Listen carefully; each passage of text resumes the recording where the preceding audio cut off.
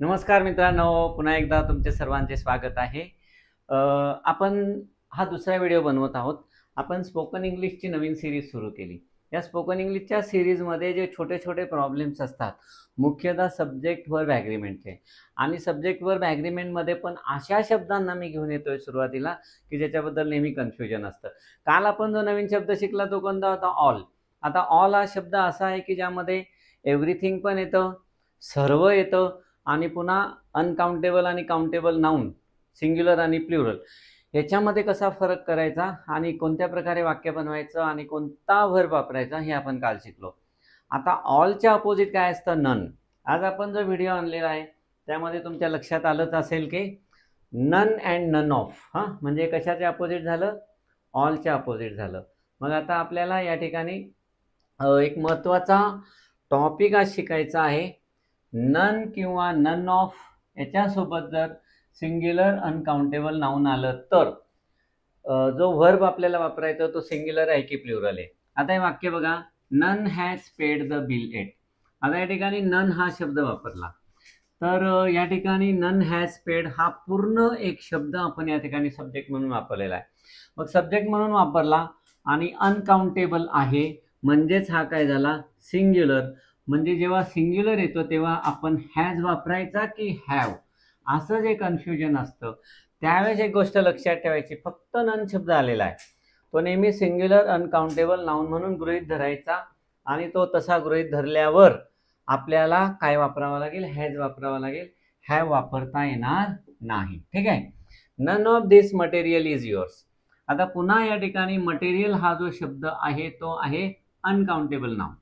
मग uncountable noun आहे तर मग वर्ब कोणता वापरणार? सिंग्युलर की प्लुरल? तर आपल्याला या ठिकाणी सिंग्युलर वर्ब वापरायचा आहे. काय वाक्य बनलं आपलं? None of this material is yours. या ठिकाणी काय शंका आली असती? आर वापरूया का? तर या ठिकाणी आर वापरायचा नाहीये, त्याऐवजी आपल्याला काय वापरायचं आहे? इज वापरायचं आहे. तेव्हाच हे वाक्य करेक्ट येणार आहे. ठीक आहे. काय झाले मग वाक्य? काय लिहिलंय आपण इथे? नन किंवा नन ऑफ याच्यासोबत कोणता नाउन आला? Singular uncountable noun. मग पहिल्या वाक्यामध्ये नन हा स्वतःच नाउन म्हणून आला, सिंग्युलर अनकाउंटेबल नाउन मध्ये म्हणून आला. त्यानंतर none of this material, material हा शब्द सिंग्युलर अनकाउंटेबल नाउन आला. सिंग्युलर अनकाउंटेबल म्हणजे काय? अनकाउंटेबल म्हणजे ज्याला आपण मोजू शकत नाही. मोजू शकत नाही ते नेहमी सिंग्युलर असतं. काल मी तुम्हाला याबद्दल थोडी अधिक माहिती सांगितलेली आहे. कालचा व्हिडिओ जर बघितला नसेल किंवा यापूर्वीचा आता या सिरीजमधला पहिला व्हिडिओ बघितला नसेल तर तुम्ही बघून घ्या. आता पुढचा जो टॉपिक आहे याच्यातला पुढचा जो रूल आहे, none of plus plural noun किंवा प्रोनाउन आलं तर काय करायचं?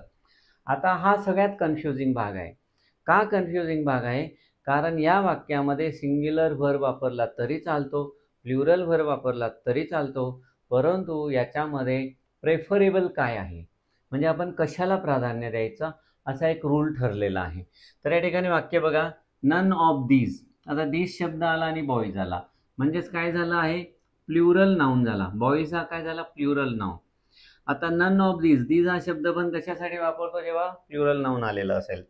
नन ऑफ दीज बॉईज आणि पुढे लिहिला इज बॅड. मनात शंका येईल की आर इथे जास्त सुटेबल वाटेल नन ऑफ दीज बॉईज आल्यामुळे. खरं तर आर सुद्धा चालेल, कारण अनेक मुलांपैकी काही मुलं असू शकतात, एकापेक्षा जास्त, त्यामुळे आर चालू शकतो. परंतु आपल्याला माहीत नाही एकापेक्षा जास्त आहेत की एकच आहे. आणि नन या शब्दाचा जनरली एक असा अर्थ येतो.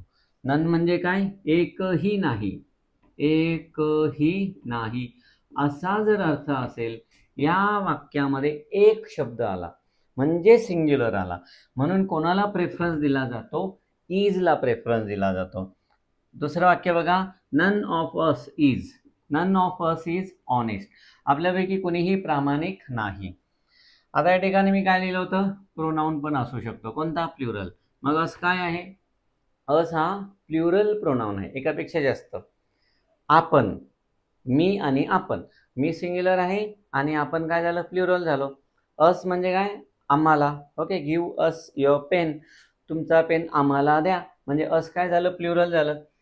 हा जो प्लुरल प्रोनाउन आहे याच्यासोबत पुन्हा आपल्याला काय शंका येऊ शकते की आर वापरायचा, परंतु जरी तो चालत असला कारण आमच्यापैकी 1-2 जण असू शकतात, त्यावेळेस हा अर्थ चालू शकतो. परंतु ननचा बेसिक अर्थ काय आहे? एकही नाही. अशा वेळेस आपल्याला प्राधान्य कोणाला द्यायचं आहे? इजला द्यायचं आहे. आता ननच्या बाबतीत अजून एक नियम, नन सोबत शक्यतो दुसरा निगेटिव्ह वर्ड वापरू नये. म्हणजे ज्या वाक्यात नन आलेला आहे त्या वाक्यामध्ये नो, नॉट, नेव्हर, त्यानंतर नथिंग असे शब्द आपल्याला वापरायचे नाहीयेत. तर असे शब्द वापरल्यावर 2 निगेटिव्ह शब्द एकाच वाक्यात येतील.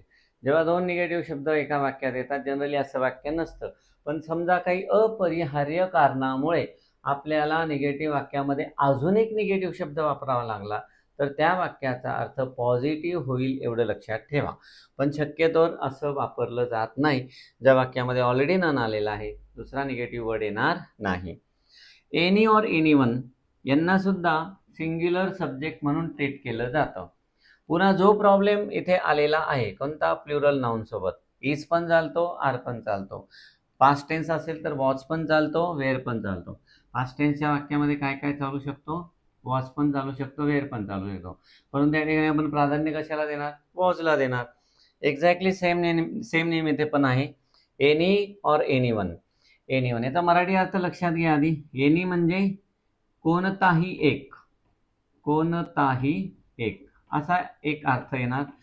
त्यानंतर एनीवन म्हणजे कोणीही एक, ओके, कोणीही एक असा अर्थ येणार. मग does anyone of them arrive. आता या ठिकाणी एनीवन आलेला आहे आणि इथे डज वापरलाय, डू वापरलाय. डज आणि डूचा नियम आपण शिकलेलो आहे. जेव्हा मी तुम्हाला टेन्सेस शिकवले त्यावेळेस डू आणि डज यांचं अत्यंत विस्तृतपणे खूप चांगल्या पद्धतीने ह्या सगळ्या गोष्टी शिकवलेल्या आहेत. तुम्हाला या गोष्टी पुन्हा एकदा समजून घ्याव्या लागतील. त्याच्यासाठी तुम्हाला टेन्सेसची सिरीज पाहावी लागेल आणि टेन्सेसची सिरीज पाहताना तुम्हाला मुख्यतः सिम्पल प्रेझेंट टेन्सचा अभ्यास करावा लागेल. कारण सिम्पल प्रेझेंट टेन्सचा अभ्यास करत असताना या सगळ्या गोष्टींचं अत्यंत विस्तृतपणे तुम्हाला सगळं विश्लेषण सांगितलेलं आहे, डीपमध्ये शिकवलेलं आहे. ज्यांना या गोष्टी डीपमध्ये जाणून घ्यायच्या आहेत त्यांच्यासाठी ते व्हिडिओज फार महत्त्वाचे आहेत. ज्यांना एक ओव्हरऑल असा व्ह्यू पाहिजे त्यांच्यासाठी देखील ते व्हिडिओ चांगले आहेत, तर ते बघून घ्या. म्हणजे काय, मग डज काय असतो? नेहमी डज हा नेहमी सिंग्युलर सब्जेक्ट सोबत वापरला जातो आणि आपल्याला प्लुरल सब्जेक्ट असेल तर कोणता आपल्याला वापरायचा असतो? आपल्याला डू वापरायचा असतो. डज झाला सिंग्युलर आणि डू कशासोबत? प्लुरल सब्जेक्ट सोबत आपल्याला वापरायचा आहे. मग या ठिकाणी मी दोन्ही वाक्य लिहिले आहे. Does any one of them arrive, त्यांच्यापैकी एखादा येऊन पोचला का? डू एनी वन किंवा do any of them play. इथे पण एनी वनच्या सोबत एनी पण चालेल. इथे एनी वन सोबत एनी लिहिला आणि वरती लिहिला नाही, त्यामुळे काही कन्फ्यूज होऊ नका. दोघांचा अर्थ सेम आहे. डज एनी वन किंवा does any of them arrive same आहे. डज एनी वन किंवा any one of them play, any one or any of them play म्हणजे काय? त्यांच्यापैकी कोणी खेळणार आहेत का? आहेत का असा अर्थ होईल. आता आहेत का, कारण प्लुरल झालं म्हणून आहे का आणि आहेत का. सिंग्युलरमध्ये आपण मराठीत काय करतो? आहे का. आणि प्लुरलमध्ये काय असतं? आहेत का. म्हणजे बघायला गेलं तर दोघी वाक्य चालणार आहेत.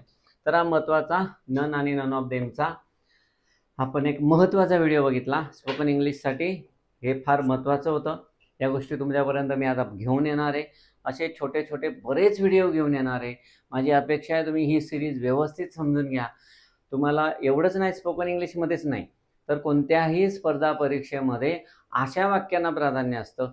त्यावेळेस अशा वाक्यांमध्ये तुमच्या चुका होऊ नये त्यासाठी सुद्धा हे व्हिडिओ महत्त्वाचे आहेत. छोटे छोटे व्हिडिओ आहेत, नक्की बघा, लाईक करा, कमेंट करा, तुमच्या मित्रांना शेअर करा आणि जे नवीन व्ह्यूअर्स असतील ज्यांनी अजून सबस्क्राईब केलं नसेल त्यांनी सबस्क्राईब करून टाका. ठीक आहे. एकतर स्क्रीनशॉट घेऊन घ्या, नाहीतर तुम्हाला लिहायचं असेल तर पॉज करून लिहून घ्या. धन्यवाद.